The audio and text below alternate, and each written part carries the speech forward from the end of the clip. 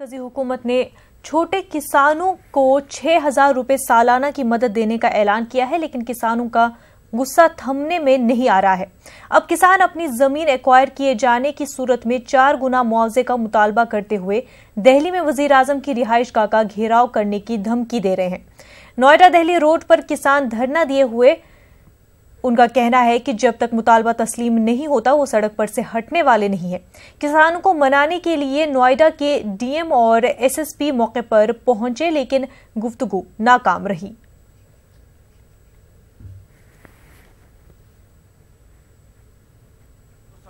Process का सवाल है। हम इंश्योर करेंगे कि अगले हफ्ते यमुना अथॉरिटी से इनकी बातचीत हो जाए। दूसरा, जो कचेड़ा का इशू है उस पर भी मंडे से बातचीत हो जाए। 2014 का कोई एग्रीमेंट बता रहे हैं, उसको इन्फोर्स देखा जाएगा और इन्फोर्स कराने की कोशिश की जाएगी। और इसके अतिरिक्त माननीय मुख्यमंत्री जी से भी इनकी बातचीत कराई जाएगी। इस बात पे ये सहमत हो गए थे। रात में इन्होंने मुझे आश्वासन दिया था कि हम अपना आंदोलन समाप्त कर रहे हैं और सभी के सामने दिया था। और मैंने जब सुबह इनसे बातचीत की तो उन्होंने कहा कि मैं तो तैयार हूं, लेकिन हमारे साथ के लोग तैयार नहीं हैं।